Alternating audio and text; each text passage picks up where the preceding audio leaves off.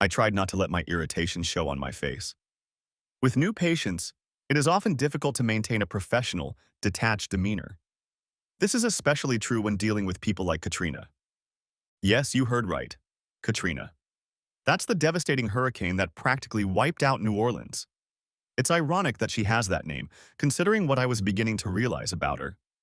She was definitely a force to be reckoned with, and that's still putting it mildly. However, her demeanor was completely inconsistent with her refined feminine appearance. Her nonverbal communication was arrogant and aggressive. Her eyes looked directly at me when she spoke, as if challenging me. She sat in the center of the couch, which in itself was unusual. Most people who get the whole couch usually choose either side with an armrest.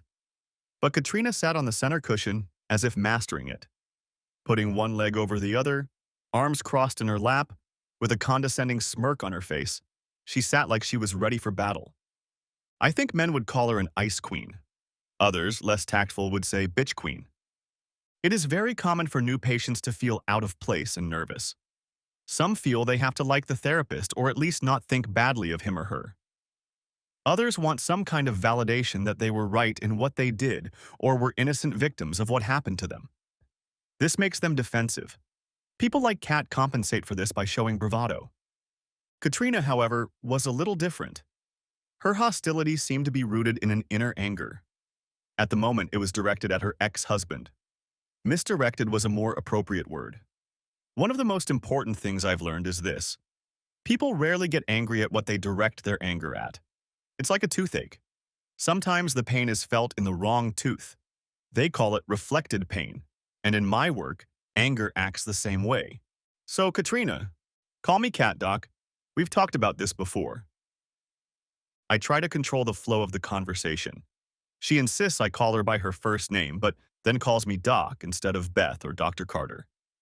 She wants me to know that everything is in her hands. Let everything be in her hands, for now. I'm sorry, Kat.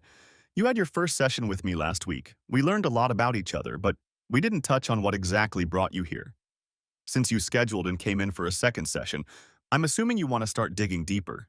So why don't we start with why you're here? I noticed her tapping her foot nervously on the floor, which gave away the controlled image she wanted to convey. However, she defiantly rolled her eyes and groaned as if she was annoyed.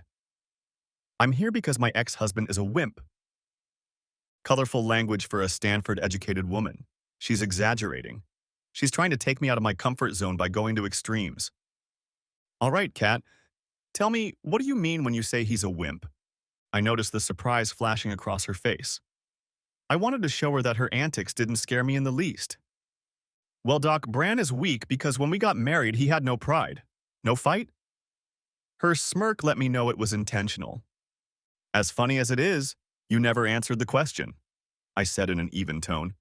There was nothing but professionalism on my face, as if I wasn't the least bit bothered by her blatant attempt to steer the train away from its destination. Seeing a silent acknowledgement on her part, I added, but I think you know that yourself, Kat. She was testing the balance of power in our relationship. After all, she was a lawyer. I expected a lot from her. My goal was to show her that this was not a power struggle and certainly not an adversarial hearing. She didn't need to have the upper hand. I wasn't here to change her mind. My job was to help her figure out what had brought her here. Why don't you start by telling me about what upsets you about your ex? I said invitingly. Something resembling sadness flashed across her face. She seemed determined not to show any emotion, so it passed quickly. First of all, he never fought for anything. Every argument ended with him just leaving the room. He didn't even yell back. He would tell me we weren't in a courtroom and I shouldn't beat him up as a hostile witness. She then said mockingly, he had never seen me question a hostile witness.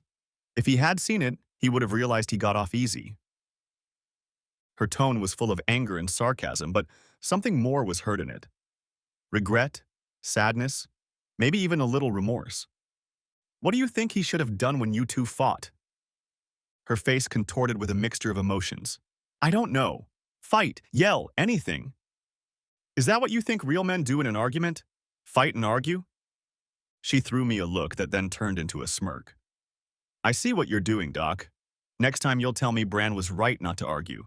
She tries to anticipate what I'm going to say in response. It helps her stay calm. Actually, Kat, I was going to agree with you, but for different reasons. Fighting isn't what real men do, but it's what all humans do when they're passionate about something. They fight to protect what they care about. People often think that the perfect relationship is one where there are no disagreements or fights. In fact, it is quite the opposite. If two people never argue about anything, it can only mean one of three things. The first is that one or both people in the relationship are not being completely honest about what is bothering them. They are just agreeing for the sake of peace. 2. One or both people don't care enough about the relationship to waste energy arguing. 3. One person in the relationship is repressed into total submission. The look of surprise on her face told me I had caught her off guard. She was having trouble picking out a response. I didn't want to turn this into an argument, so I changed course. Tell me, what made you fall in love with Brandon? It took her a couple seconds to realize the new direction. She raised her eyes to the ceiling and pressed her lips together as if pondering. Without noticing it herself, she frowned slightly and her lips curved into a smile. Almost. Bran was kind, the kindest man I've ever known, and he was patient with me. He didn't call me bossy like so many other men in my life. He appreciated my responsible nature. How did you two communicate with each other? She laughed in relief at remembering that. It wasn't a sarcastic laugh like before. Rather, it reminded her of herself. Brandon didn't have a problem with socializing. We could talk about anything for hours. The smile slowly left her face and her voice broke when she said, "At least at first." "What did you two talk about when things were good?" I asked, trying to bring her back to happier memories. It was probably a little selfish of me, but I liked seeing the lack of a wistful expression on her face. Everything. Movies, people, politics, my job. It doesn't matter. Even if he didn't know what he was talking about, he could talk about it. She grinned. There was never a dull moment with him. "Why do you think he fell in love with you?" I asked. I realized too late that it was a mistake. The smirk returned to her face and her eyes looked at me with challenge again. Because I was having so much fun that he realized it couldn't get any better. Plus, I took care of his lazy ass. If it wasn't for me, he'd be another broke writer who can't feed himself. I silently reprimanded myself. I unwittingly let her retreat into her aggressive, condescending wall. However, I noticed something that might prove useful. She was trying to dodge a sarcastic answer because she probably can't think of what to say to that question. I decided to give her a little nudge. "So you fell in love with him because he was smart, funny, kind, patient, and appreciated you for who you were. And he only fell in love with you because you were good in bed and paid the bills? Is that how you view your relationship?" I paused to let him comprehend what I'd said, and then continued to shock him again. "It sounds like you got a better deal out of the marriage." She looked at me incredulously and asked, "How did you figure that out?" "Well, if what you say is true, then you fell in love with a man who was patient with you and loved you for who you were. You could talk to him about things that interested you. But all he got was a nice mommy who laid down well." That made her come to her senses a little. It made her think about the real answer. The smirk disappeared. I think he liked my openness. He told me he liked my brutal honesty because he always knows where he stands. I didn't play word games or try to spare his feelings. I said what I meant. Her face frowned. I also noticed she hesitated at the word brutal honesty. I focused on that. "Have you always been honest with him?" She looked at the floor. A very important moment because I felt like this was the real beginning for us. "Yes, always. Even when it hurt." She said it in a much softer voice than usual. "When did you hurt him, Kat?" I could see the walls crumbling. My intuition told me it was too good to be true. It was too fast. I hit the mark because Katrina jerked back. Instantly, she retreated to her safe place, and her implacable lawyer lurked behind her back. "Who gives a shit? We're already divorced, so there's no point in talking about it." She crossed her arms defiantly and stared at me. She resembled a small child who had been told he or she had to apologize to a sibling. "Well, obviously you care. If you didn't, you wouldn't be here." I saw signs that she was fighting the tsunami of emotions that threatened to crash over her. Her eyes glistened with unshed tears as she averted her gaze. She avoided any eye contact with me. "Why don't you tell me about how you hurt Brandon?" I said in a comforting but commanding tone. Then I let the air fill with silence. Katrina left my question unanswered. She wanted to wait for me to change the subject, but I had the advantage. Even in her silence, I could read body language that spoke louder than she could scream at the full capacity of her lungs. She wanted to tell me about this. She needed to. Restrained feelings were screaming to be heard. They were hiding beneath the surface and fighting her need to hold herself back to break free. I knew that once she realized this wasn't a power struggle, she would relent and open up. "Okay, fine," she finally said. "I was honest with him when I was having fun with another man. I told him about it and then divorced him. Are you happy now?" She searched my face for any reaction, but I didn't say anything back. I remained neutral. It was important for her to see that nothing she said could shock me. It would help her feel comfortable. "Describe him," I said nonchalantly. "Who, Terry?" she asked. Of course I meant Terry. She knew that. It was a time-dragging tactic. "Yes, I'd like to hear about Terry. What attracted you to him?" Katrina took a deep breath and raised her eyes to the ceiling again. This time, the smile was more prominent on her face than when she was talking about her husband. "Terry was a coworker. He's a lawyer, too." She paused, remembering. God, that man just owns the courtroom. He can make the judge and opposing counsel eat out of his hands. He's got this swagger about him. It's like he knows that no matter what, he's going to get his way. "He has a commanding presence," I said. It wasn't a question. I paraphrased her words to give them more context. She nodded. "Oh yeah, he's the only person who's ever intimidated me. We were both vying for the title of senior partner." "I see, that's the intimidation you felt. Did it attract you? Encouraged you to give into it?" "I think so, yes. It was very arousing. No man has ever made me feel that way, including Bran." She leaned forward and ran her fingers over her thumbs. "All the men I've dated have always been inferior to me. Several of my ex-boyfriends became vegetarians just because I told them that as long as they were with me, they wouldn't eat meat. Even if they didn't like it, they ate it for me. Bran didn't go that far, but he was pretty much on par with the rest of us. Terry wasn't like that. He was more like me. He didn't stand in line, he started it. Nothing could get in the way of what he wanted to do. He could get people to follow him simply because he told them to. I loved Brandon, I really did. But sometimes, just sometimes, I wished he was the same, you know?" "I understand," I said, taking a few notes. "Did you see Terry as more of a man than Brandon?" She thought for a few seconds. "I wouldn't say that." "What would you say?" I could see the thoughts swirling around in her head. Terry was more, I don't know, imposing, I guess. Powerful. It drew me in. "And those are the qualities you think Brandon lacked?" "Yes." I took a few more notes. "Okay, Kat, let's switch gears. Tell me a story. I want to hear about the first time you crossed the line with Terry." Her eyebrows furrowed in confusion. "Crossed the line? What do you mean?" I smiled to myself. I had deliberately used the overt expression "crossed the line" instead of "cheated on my husband." Most people associate cheating with a physical act.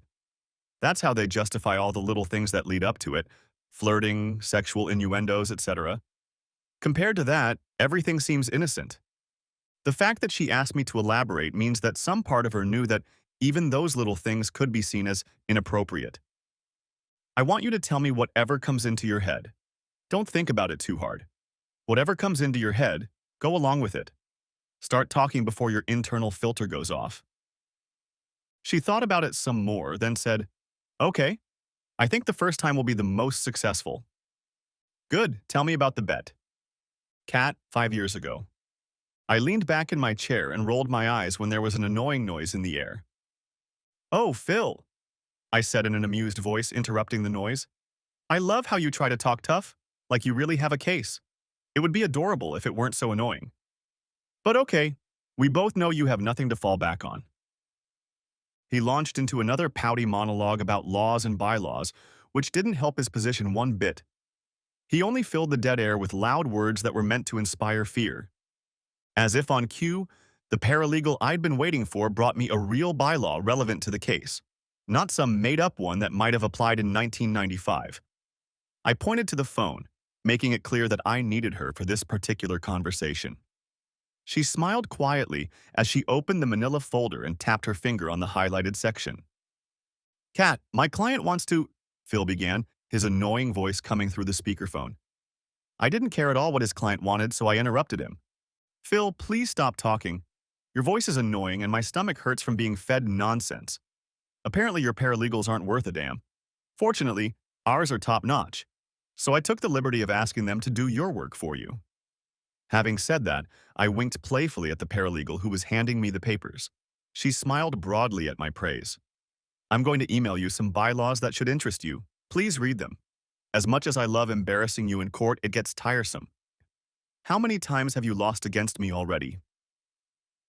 The line fell silent for the first time since he had called me with his client's demands. Then he spoke bitterly. You're a real bitch, Kat. Yes, that's right. 3 times. I could feel him seething on the other end of the wire. Screw you. Do you understand? Screw you. He bellowed, showing off his extensive education from Columbia University. It'll be done, Phil. Kiss my wife for me. Ta-ta. I muttered with contrived cheerfulness, hanging up the phone. I then closed the manila folder in front of me and scribbled a few instructions on the front of it. Sonia, give this to Kim and tell her to email it to these people. And close the door behind you, please. Nodding, Sonia took the folder and walked out. I exhaled noisily and leaned back in my chair, enjoying the silence. Glancing at the clock, I realized it was only 10:30 in the morning. Brandon must have gotten out of bed by now. It's nice that I can wake up whenever I want. People with real jobs don't have that luxury. I decided to take a moment and call to check on him. I pulled out my cell phone and found his number on my favorites list. Hi, kitty cat, he said, picking up after the third ring. Hey, babe, how was your day? I asked in a machine-like manner. I didn't really listen to the answer because I knew exactly what he was going to say. We had this conversation in one form or another almost every day. At this point, he would tell me either about a publisher that had rejected his book, a publisher he was still waiting to hear back from, or a new publisher he was going to talk to. Every now and then, he would tell me about a new short story he was writing, which in turn will be rejected in the future. While I was talking to him, my cell phone buzzed in my office, indicating that my secretary was trying to reach me. I muted it and pressed the button to speak to her. Brandon kept talking and I knew I had a few minutes before I had to answer. Like I said, we talked about this on a daily basis. Yes, Kim. Mr. Ross is here to see you. I smiled to myself and rolled my eyes. Terry. Of course he was here. No doubt the reason for his visit was to gloat and stroke my face over the fact that he'd won our little bet. We had a whale we were both trying to catch on a fishing line named Mr. Wellington. This guy was a lawyer's dream. He was a walking lawsuit and a Fortune 500 company VIP. He had so many billable hours that he probably would have saved a fortune by opening a law firm and devoting it to his cases. It seemed like a burden to his company, but he was bringing them money. It was not in their best interest to let him go, but to continue to represent him properly. Terry and I pursued this guy relentlessly. We both realized that once we got him, we could become senior partner. The rivalry became so intense that Terry proposed a bet. The loser had to make the winner coffee every day for a month whenever he wanted. Whether it was a board meeting or just a meeting with a client, the loser had to suffer the humiliation of stopping all his business and going for coffee. It seemed to me that in this battle the advantage was on my side. Since many of Mr. Wellington's cases involved inappropriate behavior with women, I strategically decided it was in his best interest to have a female face handle his defense. I looked good on camera, and people often responded well to me, so my presence would really help his PR. What I hadn't counted on was that Mr. Wellington would be so forthright. His ego drove him to not even hide it.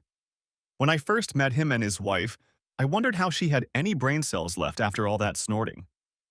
Within an hour of meeting him, I realized that this was the only way she could keep her marriage with him intact. I realized I was in for an uphill battle with him when he started calling me honey buns and sweet cakes. He was a fat bastard, but he wasn't referring to his addiction to sweets. Later, Terry jokingly told me to be grateful that he didn't call me meat in my blouse, as he had done to a former employee who was now suing him. Long story short, Terry won both the client and the argument. I hated losing, but I was glad I didn't have to constantly defend this misogynistic asshole. I was a lawyer, and a damn good one. But I was also a woman. Hey, hey, hey, Bran, I said quickly, trying to break through his memorized script and get his attention. Let me call you back. I'm about to be with a client. Okay. It was a little white lie. I didn't even have to say it. It was just easier for me to say that I had a client coming to see me instead of another lawyer. It was business related anyway. Kind of like, okay, kitty cat, I'll see you tonight. Love you. Love you too. Bye, I said hastily and disconnected. Then I pressed the button on my work phone again and said, send him in. A few seconds later, Terry walked in and closed the door behind him. I watched as he took a seat in front of my desk with a confident grin and crossed his legs, resting his ankle on his knee. What can I do for you, Terry? I asked in an indifferent tone, as if he was annoyed with me. He grinned and rubbed his chin. Coffee light, 2 hazelnut creams, 3 packets of Splenda. Splenda? Are you watching your girly figure? No, Stephanie just likes it that way. I decided to buy the secretary a cup for a change. You know, to show my appreciation. It's the least I can do. He said it with a smugness masquerading as genuine disinterest. Your favor knows no bounds, I said dryly, rolling my eyes and stood up. I walked to my door to leave the office. Out of the corner of my eye, I noticed that he followed me all the way out. Terry and I often exchanged barbs in the office. We often exchanged barbs, berating each other. But everyone knows that when two people yell at each other, it's only a thin veil for flirting. Underneath it all, there was mutual respect as well as physical attraction. I stopped at my door and turned around. You're not going to drag me into this ridiculous bet, are you? He chuckled again. You know, Kat, I get what you're saying, but I'm still short on caffeine. How about we fix that? He finished the sentence with an exaggerated wink and a click of his teeth. I groaned loudly. Great, I'll be right back, I said through clenched teeth. As I walked out, I heard him playfully call out to me. Work up the courage, blouse. In response, I jabbed a finger at his shoulder. I seriously considered putting something in his coffee, maybe some Maalox or something. I gave in the name of good sportsmanship, but it was very difficult. Instead, I handed him back his coffee as he demanded. Enjoy, I said critically, holding out the coffee to him. I sat back down at my desk and smirked, looking at him, daring him to take a sip. I was trying to piss him off. I hadn't put anything in his cup, but he didn't know that. He stared at me incredulously for a while, then took a hesitant sip. When he realized there was no poison in the drink, he looked at me again with that damn smirk. Wow, counselor, I must say you make a very tasty coffee. We should have made this bet a long time ago. Stephanie is going to love it. Eat me, I said without thinking. The moment threatened to be awkward, but Terry played it off masterfully. Such unfeminine language. Do you kiss your husband with that mouth? He said, dodging the rising tension. I was a little disappointed that he didn't respond with a volley. Most men wouldn't have missed such an opportunity to flirt. This time, I deliberately took it to the next level. Leaning forward, I gave him a smoldering look and said, You'd be surprised to know what I can do with my mouth. That got his attention. He looked at me curiously, trying to figure out if I had said that. When I didn't look confused, he replied, Honestly, Kat, I wouldn't be surprised by anything from you. You are a woman of many talents. My ego was stroked, and I poured a pitcher of cold water on him to cool him down. Good. You may now leave my office and hand your secretary my perfect coffee. The quick change in temperature knocked him out of it for a second. Then he laughed, rising from his chair. You can be a bitch sometimes, you know about that? Heard about it, I said, winking at him and snapping at him the way he snapped at me. He shook his head with a final smirk and headed for my door. He was about to walk out but stopped. He turned around and looked at me with a twinkle in his eyes. What if I give you another way to pay your bet? Curious, I leaned back in my chair. I'm listening. He thought for a second as if trying to decide whether to say what he was thinking. Then he asked slyly, What kind of underwear are you wearing? This time it was my turn to flinch at the unexpectedly abrupt turn of the conversation. Excuse me? I exclaimed incredulously. What was that incomprehensible thing I said? My mouth dropped open. You're kidding, right? He didn't say anything, didn't apologize, didn't try to justify himself. He just stood still, as if seriously waiting for my answer. It's none of your damn business. It just happened, I finally said. He smirked and let out a small chuckle as if he knew something I didn't. Okay, okay. He raised his hands in a sign of surrender. But if you go and send me the picture, I might be able to convince you to go back to making Stephanie make her own coffee. Then he strode away toward the door, leaving me puzzled. You're crazy, I said. I noticed that there wasn't a hint of mirth or anger in my voice. It sounded more like amusement. It's just a thought, he said, finally opening the door and leaving. I sat in my empty office and shook my head. This man had a lot of nerve. He was married, for crying out loud. I'd met Christina more than once. He was also acquainted with my husband. None of these circumstances prevented him from making an absurd request, and yet I couldn't help but be struck by his audacity. I should have been more offended, but I wasn't. Surprisingly, I was a little flattered. Terry seemed attractive to me. Any woman who wasn't a full-blown lesbian would have found him. He was handsome, driven, successful. He always smelled nice, and he could talk. It makes a man feel good to know that someone he finds attractive feels the same way. I thought about his proposal. What should have been an immediate hell no turned into an argument between me and my conscience. After all, he hadn't asked me to entertain him. I grabbed my phone and sent him a quick text. Do you have Instagram? A few minutes later, he replied with a link. I checked it and saw that it was his account. I can't believe I'm actually going to do this, I thought, as I walked out of the office and headed to the ladies' room. Dr. Carter, present tense. Katrina sat on the couch with a pensive look, having finished her story. Hearing the story told in her own voice seemed to keep her in suspense. Undoubtedly, she had filed the event away in the back of her mind as insignificant. It had nothing to do with the outcome of her marriage. It was an entirely separate event. At least that's what she'd probably been telling herself until now. So, Kat, you sent him your provocative pictures. I assume he liked them. Her contemplative look turned into a confident smile. Of course he liked them. He's a bloody man. I find it interesting that you've allowed yourself to be relegated to the level of a sexual object. You strike me as someone who has fought long and hard to be treated just the opposite. The smile left her face as she thought for a moment. That's the thing, Dr. Carter. I didn't see Terry treating me as an object. I turned my attention to the fact that she finally called me Dr. Carter. By this time, her wall had almost completely crumbled. That hard, tough as nails, cynical woman who had walked into the office was no longer there, at least for the moment. Her entire personality had changed. She had allowed herself to be vulnerable with me. I see, I nodded. I didn't completely agree with her, but I understood what she was getting at. And you liked the attention? Every woman wants to be desired. And Brandon? Didn't he make you feel desirable? She took a deep breath and moved her hair out of her face. It was different with Brandon. He used to call me beautiful all the time. So what changed Terry so much? I don't know, she said with disappointment in her voice. For a while we sat in silence, as if taking a short break. Kat stared blankly into space while her thoughts darted around for answers. Did you see Brandon as your equal? Of course, she replied nonchalantly. He was my husband. Being a husband doesn't mean you're an equal. Earlier you called Brandon a less worthy man. I did not say that. She interrupted sharply. I was a little surprised at the vehemence with which she did so. It seemed inappropriate. You've said several times that you wished he'd become a man. That's just a saying, Doc. I didn't actually call him less of a man. She replied as soon as the words were off my lips. Her tone was judicious. Well, I was back to being a doc again.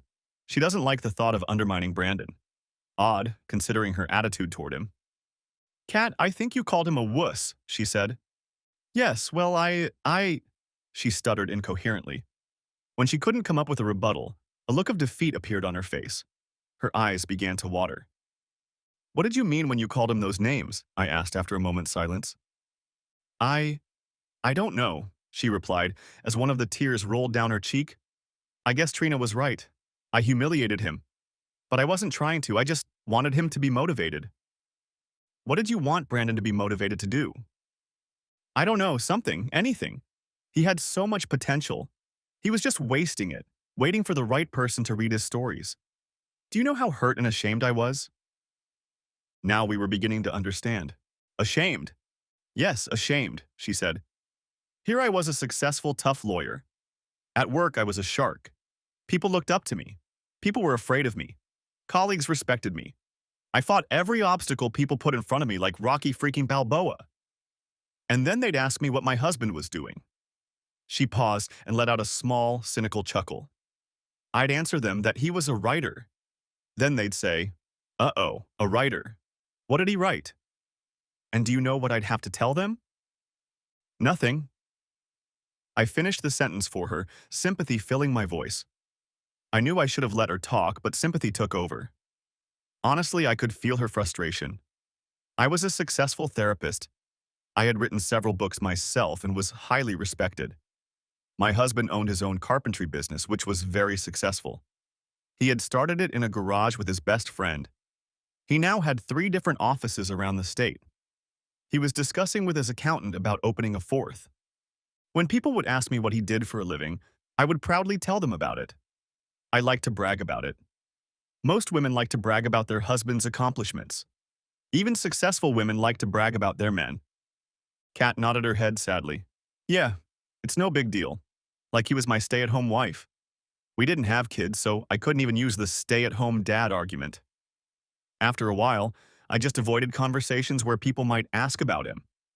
Trina doesn't understand this. Her husband is a bodybuilder and fitness trainer. She can be proud of him. Hell, all she has to do is show a picture of him shirtless and people will absolutely not care what he does for a living. Trina? I asked. Kat looked confused for a second and I said, "You've mentioned a person named Trina twice now, like I should know who she is, but..." A light bulb went on in her head. Ah, yes. I'm sorry, Dr. Carter. Trina is one of my best friends. We went to Stanford Law School together. She works in the DA's office now. We're both named Katrina. People used to confuse us all the time, so we asked everyone to call me Kat since she mostly addressed Trina. I see, I said. There was something familiar about a woman named Trina working for the district attorney, but there was no way I could grasp it. Since you're talking about your husband's flaws, I'm wondering why you married him in the first place. What attracted you to him? A rare smile reappeared on her face. Brandon was sweet and caring. He was the kind of man who drives to the store for ice cream at 3 in the morning just because I can't sleep. Yes. And how was the sex life? Her smile turned fake. Bran was pretty damn good. She laughed and nodded. He was very skillful with his mouth, and he was a good conversationalist. We both laughed at her joke. It was nice to see her reminiscing about the good times with her ex. It would help her not to blame him for everything that he had ruined their marriage.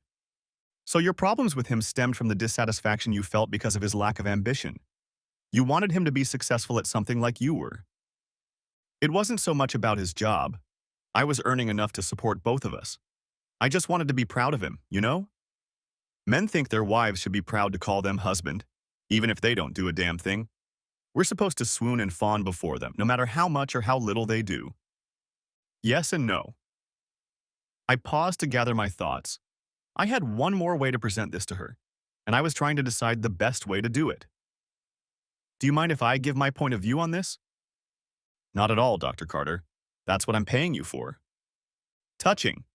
You work hard to stay attractive, don't you? Yes, I do. Good. How would you feel if your husband was self-conscious about the way you look? What if, because of his dissatisfaction with your appearance, he was embarrassed to show people pictures of you or mention you in conversation? Would that be hurtful? Of course it would. I don't see the correlation. Well, you do expect your husband to be proud to call you his wife, right? Even if you were a 250-pound woman working at Walmart. Wouldn't you expect him to be happy that you are his wife? Would you justify your cheating by saying you weren't pretty enough? Those are completely different things, Dr. Carter. It's apples and oranges. No, Kat, it's apples and apples. We women, often subconsciously, judge our potential partners by how confident they are. In prehistoric times, men were required to be able to hunt, build a house, or build a fire. These days, we judge confidence by how important their career is. A higher-paying job usually means it is more important. In today's society, women are taking their lives into their own hands and looking for those jobs rather than relying on men. However, when choosing a mate, we still look for a man whose job title is equivalent or higher than ours. We want to have our cake and eat it too. Intellectually, We should realize that if we are at the top of our profession, our significant other often cannot be, but we're made to expect it anyway. Okay, she said, waiting for me to connect the dots. Well, men usually have a more primitive criterion: physical beauty. The more beautiful a wife is, the more she is honored by those who look at marriage from the outside. In prehistoric times, a woman's physical body determined how capable she was of bearing and raising children. Men remained men. We both laughed a little before continuing. Of course, there are other factors that influence a couple's choice. Modern society has changed the way we look at things in many ways. But if we're being honest, those are the first things men and women look for in each other. Still don't see where you're going with this, Doc. Well, you could make the argument that being embarrassed by your husband's lack of ambition is almost the same as him being embarrassed by your looks. She looked at me thoughtfully for a moment. Then she made a grimace and said, "No, no offense, Dr. Carter, but I don't agree with you at all." "Good. Agree to disagree. Be that as it may, your dissatisfaction with your husband led you to cheat on him. No matter what perspective you look at it from, you still dealt your marriage a huge blow, one that you've never been able to recover from. But no, Kat, it was you who did it, not him. You." "I did," she said quietly as the tears began to flow. "I did." She put her head in her lap and began to cry loudly. Her shoulders shook and her body shook with sobs. I sat silently, letting my emotions overwhelm her. She needed this. As much pain as she was in, she needed this. "I didn't mean to hurt him, Dr. Carter. I really didn't. I was just so disappointed in him that I couldn't even look at him still. But I never meant to hurt him." "I know, Kat," I said comfortingly, holding out a napkin to her. "But you have to accept that you hurt him. You have to accept it. It's easy to write it off as him being a wimp. When you do that, you justify yourself by saying he deserved it. But no matter what, you can't hold him responsible for your choices. You made your own choices by cheating on him and distancing yourself from him. You may have tried to motivate him in the beginning, but somewhere along the line you gave up on him. Admit it." "I don't want to, Dr. Carter. I don't want to be that person." I felt it was time to get her talking again. I didn't want this to turn into a student-teacher session where she obediently listened while I spoke. She seemed to be suffocating in this conversation. "Tell me, Kat, how has your attraction to Terry affected your life at home? How have things escalated?" Kat snorted and took a deep breath. "Well, Kat, my life changed slowly, slowly, slowly, slowly, slowly, slowly, slowly, slowly, slowly, slowly, slowly, slowly, slowly, slowly, slowly, slowly, and then bam. And nothing was ever the same again. At the office, I expected there to be awkwardness between Terry and me. Surprisingly, that didn't happen. There was some shyness at first. The reason wasn't so much about the picture I'd sent him. After all, he'd only seen my bra. It was the fact that I wasn't sure what he was expecting. I was drawn to him, but I didn't want to have an affair. But when we saw each other, he pretended like nothing had happened. There was no awkward attempts at conversation. He just jumped on me like he always did. I did the same, and things continued as usual. That's not to say there wasn't a spark. We still flirted with each other when no one was looking. During meetings, I would catch his gaze lingering on me. Then he would smile a knowing smile when he saw me noticing him. To compensate, our competitiveness increased. I didn't hesitate to poach clients from him every chance I got.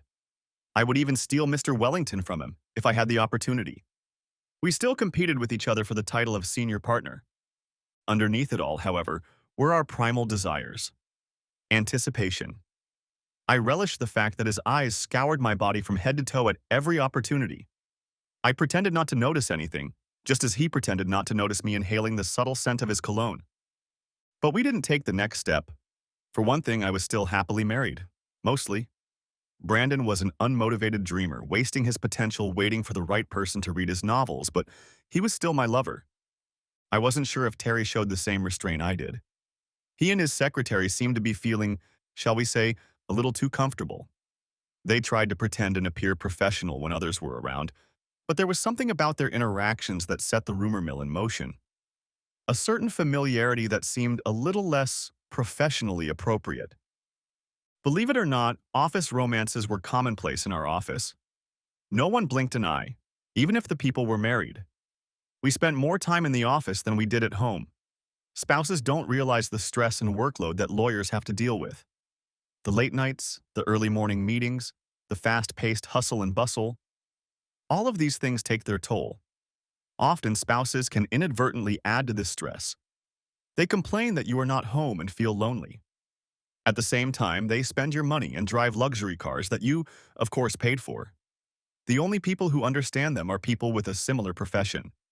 So it's only natural that they find comfort in an office where we all get them. Another reason I think Terry and I didn't pamper ourselves at that time was the rivalry that existed between us. We both wanted to get the upper hand on each other so that neither of us could take the next step. I certainly wasn't going to chase after him. How desperate would a married woman look running after another man, especially if he couldn't do anything for her that she couldn't do for herself? No matter what you say, society stigmatizes male adulterers and female adulterers differently. A married man pursuing a woman is an unreliable dog, and a married woman pursuing a man is a desperate and needy bitch, and an unreliable one at that. I was neither. So I suppressed my illicit desire and contented myself with flirting at arm's length. Terry seemed content to do the same. And so it went on for about a year. By then I was staying late at work almost every night.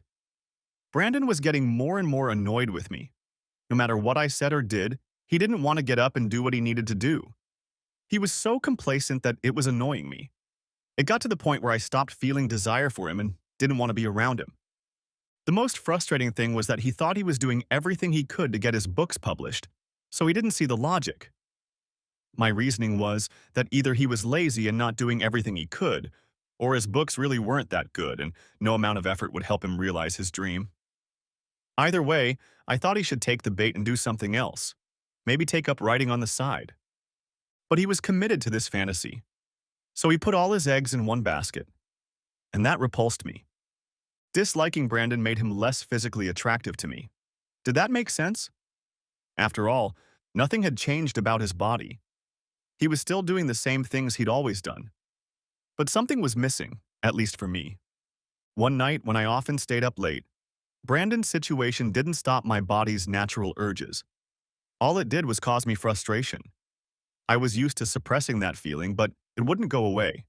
It was just simmering. On this night, it wasn't just boiling, it was bubbling. Suddenly, there was a knock on the door of my room. "Come in," I shouted, remembering that my assistant had gone home for the day. The door opened and Terry walked into the room. "I thought I saw your car in the parking lot," he said. "Don't you ever drive home?" "Well, there must be at least one lawyer here to fill in for you. The only time I see you working is when you're pretending to be a lawyer to poach my clients." He grinned. "Just because I fake it easily doesn't mean I don't work.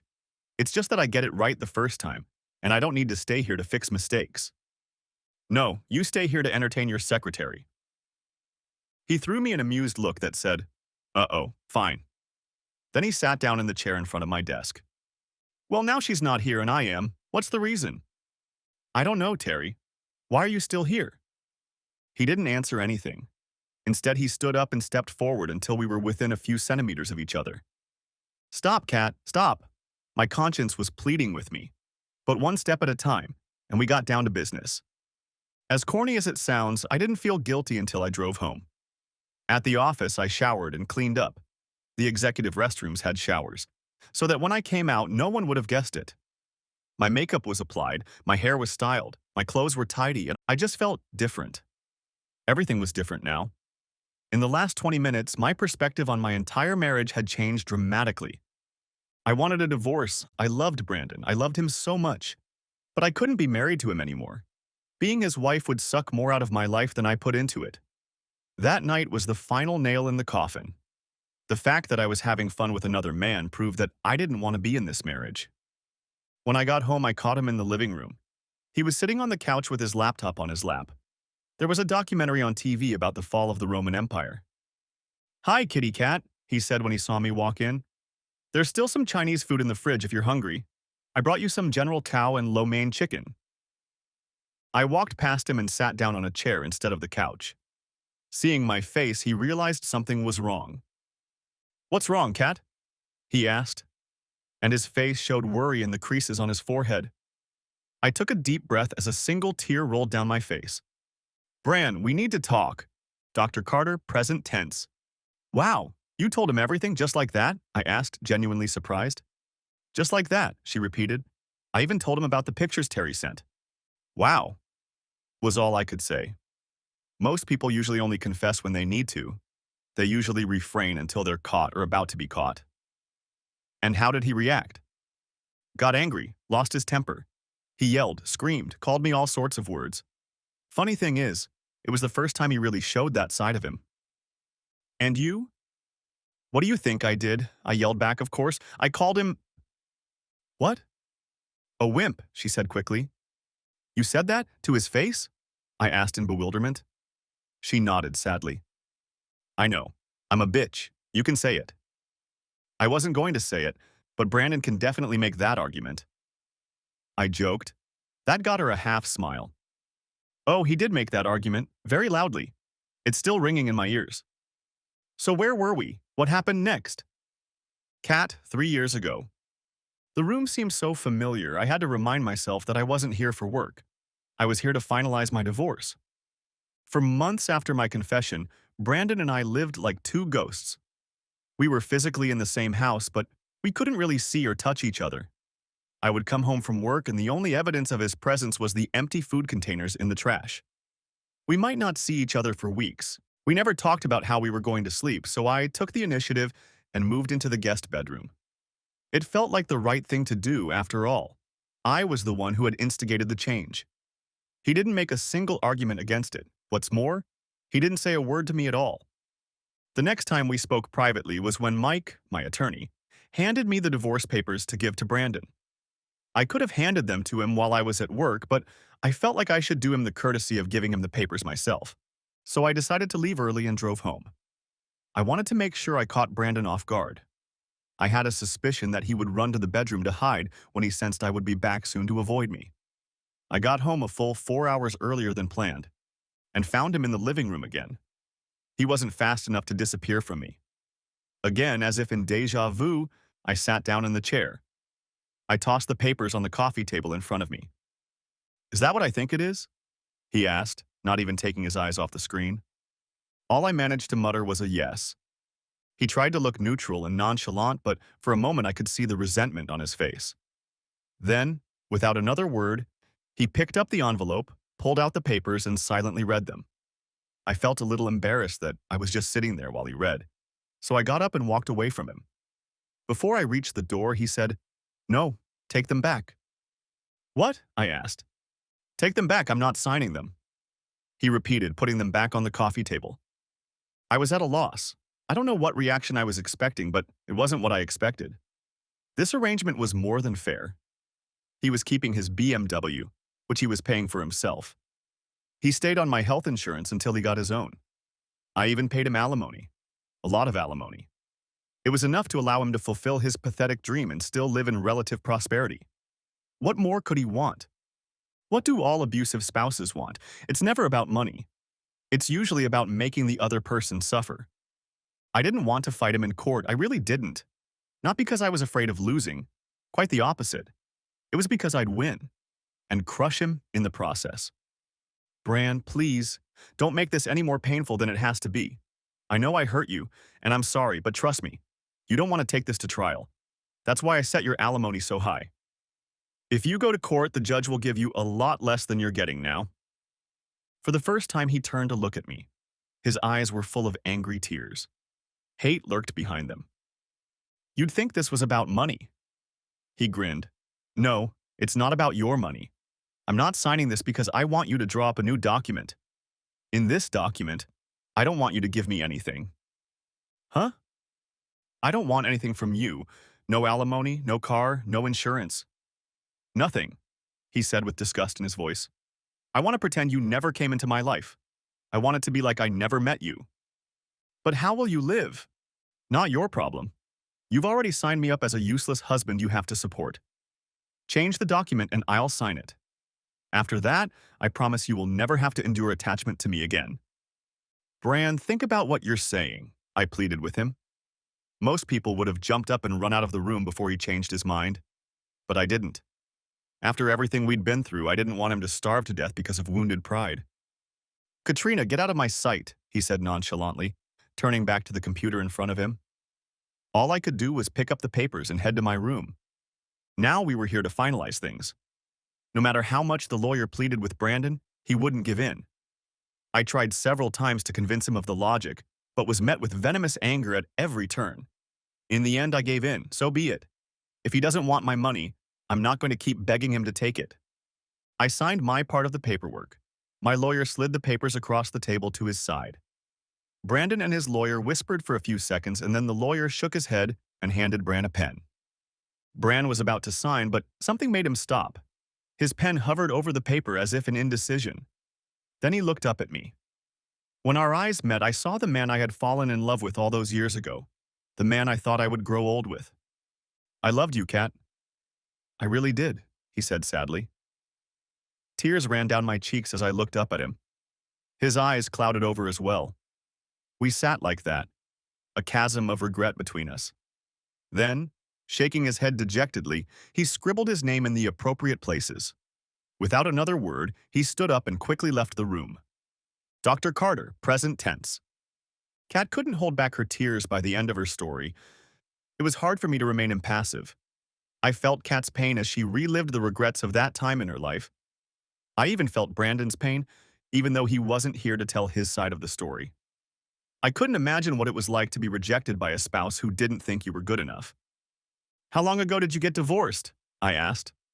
She snorted and wiped her nose with the other napkin I'd given her when she was in the middle of her story. 3 years? That seems like a long time. Is this the first time you've grieved the end of your marriage? Not really. After it ended, I took 2 weeks of vacation. I took a cruise to the Bahamas to get away from home. Even with Bran's things gone, there were traces of his presence everywhere. There was still his detergent in the bedroom bathroom. The pillows still smelled of his aftershave. The refrigerator still held the food he liked to eat. I didn't have the heart to rid the house of him completely, so I left and paid the maid extra to do it while I was gone. Was the cruise fun? It was fun at times. I drank a lot. I was entertained a couple times by some guy. He was at least 6 or 7 years younger than me. I'll admit he was a good distraction. He had a lot of stamina. I also visited a few clubs, ate exotic food at restaurants, and bought a bunch of stuff I didn't need at all. But when I got back to the room, all I could think about was my marriage. How did you feel when you went back to work? She laughed out loud. While I was away, it was announced that Terry was the new senior partner, so I came back to this pleasant surprise. Ironic, isn't it? Indeed. It must have been a blow considering everything that's happened. She snorted angrily. It was. Really was. That's why I quit. Wait, what? You quit? I asked, unable to hide the surprise in my voice. She laughed again. Yes, quit my job. Maybe I was still grieving my marriage and couldn't think clearly. I don't know. I was very emotional, but when I heard the news, I just lost my temper, Jerry Maguire style. When I left, I caused quite a stir. They're probably still talking about it to this day. Wow. That was all I could say. I hadn't expected that part of the story. Do you regret it? About what? Quitting your job or divorcing Bran? Both. She thought for a second before saying, Yes, I regret it. So what brings you here after all this time? I expected it to be sooner. She reached into her purse, which she had placed beside her on the couch, and pulled out a crumpled, tattered piece of paper that looked like a brochure. She placed it on the coffee table between us. I picked it up and read it. It was the program for a play called The Woman in the Cave. What's this? I asked. She snatched it out of my hands, unfolded it on the back, and pointed to the title. She pointed to the author. It was Brandon's play.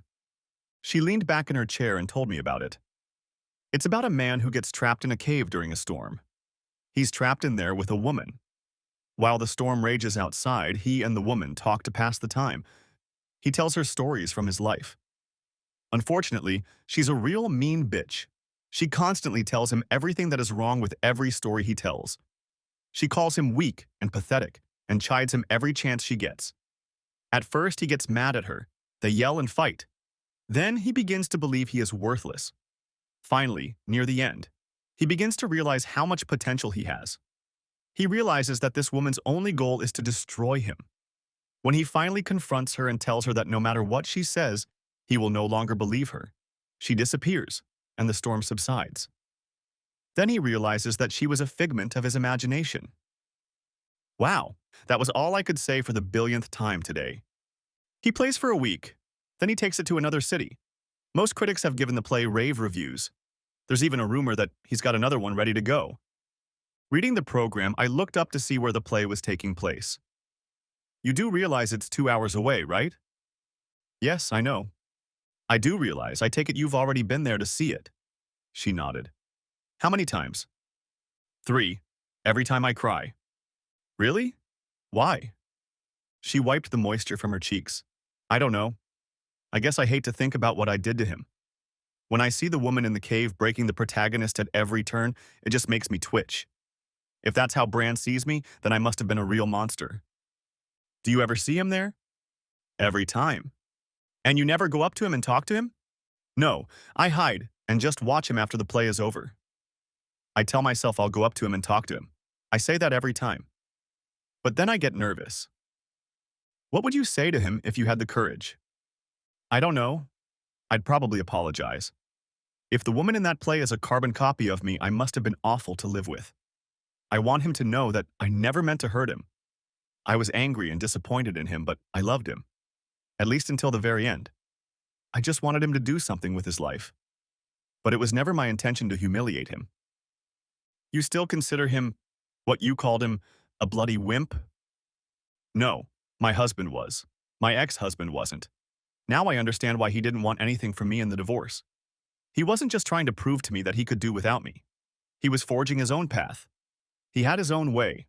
I only wish I'd been there to help him instead of holding him back. Maybe you did help him. Again? Maybe the fact that he was married to you helped him. He didn't have the desperation that drives artists. Many great works of art and literature have come out of times of emotional turmoil. Look at all the great works of people who survived the Holocaust, slavery, or the Great Depression. Living in your home and eating your food, you did not experience the despair that should have produced that spark. Perhaps the collapse of your marriage gave him what he needed to find himself. But I'm a cave girl. Maybe, I agreed with her. But a cave girl helped a man find himself, didn't she? She looked at me with a contorted face. So what are you saying? Are you saying he should thank me? No, Kat, absolutely not. But I think you should try to talk to him and say whatever you need to say. And then you should forgive yourself. I paused to observe her. She snorted, wiping herself with the tissues left over from previous bouts of crying. I continued. That's why you're here, isn't it? Because you haven't forgiven yourself. All that anger you feel about him being a wimp is just crowding out your real focus. He was never a wuss, he was just unmotivated. You're angry because you weren't the one who motivated him, not before you broke his heart. Yes, she said in a breaking voice, breaking into more sobs. I was his wife. I was supposed to be there for him. We were supposed to celebrate together. Well, then I guess you know what you have to do when you see this play for the 4th time. It sounds like you have something to say to him. But what if he doesn't want to see me? What if he rejects me? Considering the fact that you've been rejecting him for almost a year now, I think you can handle a little karma. A big, bad lawyer like you. She grinned crookedly. I think so, Dr. Carter. We both stood up and I let her put her arm around me. You're going to be okay, Kat, I whispered in her ear, stroking her back reassuringly. Thank you, Beth. Thank you so much. Kat, the next night. For the 4th time this week, I listened to the thunderous applause the actors applauded. For the 4th time, the actors called my ex-husband to the stage to bow with them. And for the 4th time, I cried. When everything quieted down and people began to go home, I stood in the corner and watched him interact with the guests in the audience. Every fiber of my being wanted to turn around and run back to the car. But my heart demanded that I stay. I needed to talk to him. When the crowd dispersed, I headed toward him. He noticed me when I was a few steps away and I saw his smile fade. His eyes were trying to comprehend what he'd seen. Hello, Bran, I said meekly. I didn't mean it to sound that way, it just sounded that way. Kat? Hi, didn't expect to see you. Yeah, but I was in town and thought I'd check out your theater. I've heard great things about it. Confused, he asked, Really? You were in town? All the way here? My brain weakly tried to come up with a plausible scenario as to how I could have ended up so far from home. When no options came to mind, I decided to humble myself and just tell the truth. Actually, no. I'm lying. The only reason I'm in town is to see you, just like I was here last night and the night before. He froze in place. You came to see me? He asked incredulously. Why? I took a deep breath. This conversation was shaping up better than I thought it would. I hadn't expected it to go this far. I had a lot of scenarios running through my head. One of them even ended with him violently grabbing me and throwing me out. I have to tell you something, especially now after seeing you play. I was hoping we could go out and, you know, talk a little. My voice sounded nervous and unsure. It was so uncharacteristic of me that he was wary. He looked at me as if he was trying to figure out a complex equation written on my forehead. I wanted him to see that I was calm, so I added, Please, Bran, I won't take up too much of your time. He decided to take my words at face value. All right then. Yeah. Let me tell Peyton where I'm going and then we can grab a bite to eat. Okay. I'll wait over there, I said, pointing to my seat. He nodded and stepped back.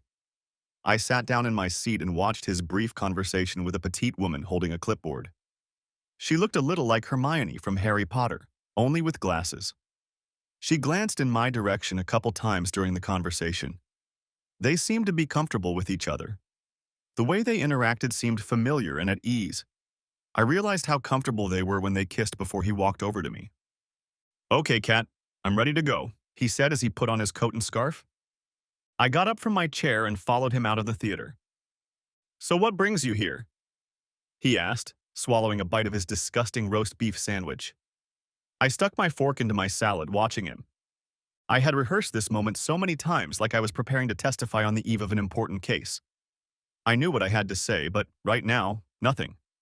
Emptiness. I just wanted to say, I'm sorry. It was all I could say. He nodded and sighed, looking away. Silence fell between us. Neither of us knew where to take this conversation. There were so many unspoken words between us, so much unspoken pain. It was impossible to know where to begin. You hurt me, Kat, he finally said. Simple. Everything we'd tried to say to each other fit into those 4 words. I know. I look back and I, I said, unable to hold back the tears that were starting to come to my eyes. Bran looked at me and nodded. Yes, me too. There was silence around us again. Once again, Brandon got behind the wheel. What did you think of my play? He asked, changing a mood that was threatening to turn somber. My face lit up. Oh my God, I really liked it. Honestly, I didn't know you had it in you. I didn't mean for that last statement to sound the way it did.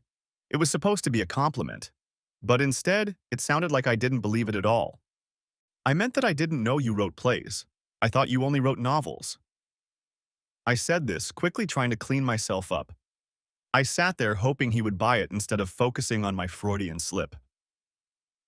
Well, a wise man once told me that if I'm doing the best I can and publishers still turn me down, then maybe I should try something else.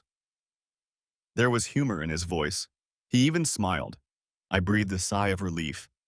Looks like this wise man is smart, probably went to Stanford, I joked back. And then a cloud came over me as I added, even if she was a bitch. We sat in awkward silence again.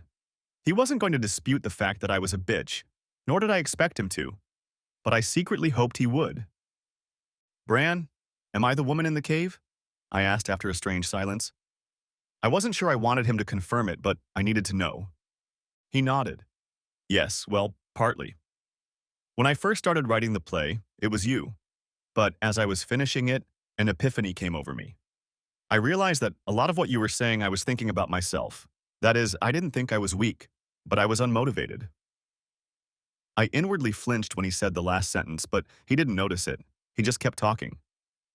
I was content to sit around and wait for someone to knock on my door and provide me with a golden opportunity. It wasn't until we got divorced that I was able to have an epiphany. Of course, after going through all that rage, it was like I was surrounded by you and your stuff and I couldn't see myself. Does that make sense? I nodded. Yeah, I get it. My biggest regret is that I didn't find a way to motivate you without being such a bitch. I just saw so much potential in you. I thought you were wasting it, and I resented that. And then what happened to Terry happened. Anger flashed across his face. Yeah, I definitely could have done without that. I know. You didn't deserve that. I wish I could go back and do it all over again. He didn't say anything back, and we fell into silence again. I fought my thoughts to get us out of this quagmire. I didn't want to reopen old wounds. So who was that girl you were talking to? Is there a new Mrs. Kerrigan in the life of the handsome young playwright? I asked, trying to lighten the mood. No, not yet, but soon there will be, he replied with a boyish smile. Soon? I interjected. He nodded. Yes, her name is Peyton. I met her at a local coffee shop. She works in the poetry room. I found her by accident one day, and I've been going there ever since. It's become my sanctuary. Listening to people express themselves in poetry helped me when I was at rock bottom. I'm sorry, Bran, I repeated for what seemed like the billionth time. Guilt swept over me again. He waved his hand dismissively. Water under the bridge. Besides, that's how I met Payday. Payday? I asked incredulously. He laughed. You're calling her Payday? You're kidding, right? He shook his head and took a sip of his drink. I covered my eyes with my hand like I was embarrassed and asked, What is it with you and these corny nicknames? His mouth dropped open and he mockingly feigned offense. Whatever, but don't pretend you didn't like Kitty Cat. I made a grimace as if I smelled something wrong and shook my head. That set off another fit of laughter on his part. You're a liar. We started making noise and people started looking at our table, so we calmed down. When we were able to act like adults again, he said, It was Payday who suggested I write plays.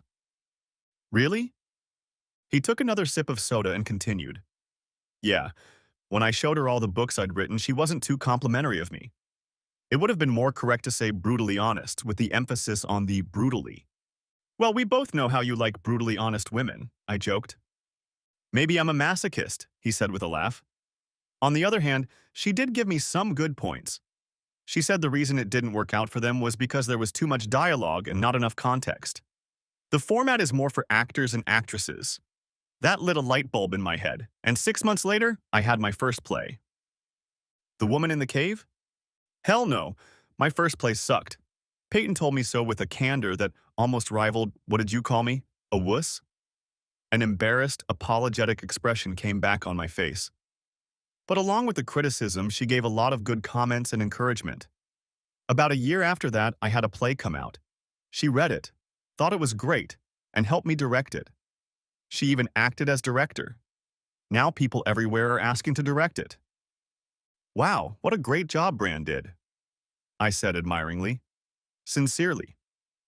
Truth be told, I felt a sense of jealousy hearing how she had helped him realize his dream in a way I couldn't. She really motivated him, believed in him to the point where she made it her mission to help him succeed. She didn't just tell him the mistakes in his dream, she showed him how to fix them. As I drove here, I didn't know what to expect from our conversation. Some part of me was hoping he wasn't dating anyone. I was a little disappointed when I found out. But at the same time, a huge weight was lifted off my shoulders. It was nice to see him happy. There was something about him that was different from when we were married. The swagger that comes out in a man when he knows he's doing what he's good at. He was the Brandon I knew he could be. Peyton sounds wonderful, I said, taking his hand that was resting on the table. Thank you, Kat. That means a lot. When I finally pulled my hand away, he asked, What about you? How are you doing? Is there anyone special? I shook my head. No, nothing special, but I quit my job at the firm. What? Why? It's a long story. Long story short, I was promoted to senior partner. He shook his head. Damn, Kat, I know how hard you worked on that. I think they lost big on this one, he said. I honestly believed he was being sincere. Yeah, stuff happens, you know. But I quickly found a job at another firm. I took a small pay cut, but it was almost unnoticeable because my ex-husband was a stubborn jerk who refused to pay child support. You're welcome, he joked smugly.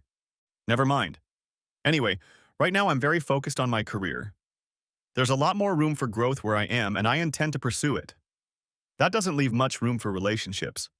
If Mr. Right shows up, then fine. If he's happy to concede to my goals, we can give it a try. But I'm not on a quest. I'm fine where I am. I said this with a smile. He nodded and looked at me in a way that I realized. He was genuinely happy for me. Good. We talked for another couple hours. We talked about everything. He talked about the new people in his life. I talked about a few cases I was working on. Like I said, he was a very good conversationalist. I was disappointed when it was over. I didn't want to leave him. If I'm being honest with myself, a big part of me missed him and what he brought to my life. Brandon and I definitely could have done better, but he was happy in the new life he had found. It suited him, and I was happy for him. As I drove home, I felt better than I had in a long time. I knew that Brandon had forgiven me, and that really helped me forgive myself. I may have been his girlfriend in the cave, but it wasn't the end for both of us. A man who lives life to the fullest, learns from the past, lives in the present, and plans for the future. What more could you ask for? Thanks for watching. Hope you enjoyed it. Subscribe to my channel and stay tuned for the next videos.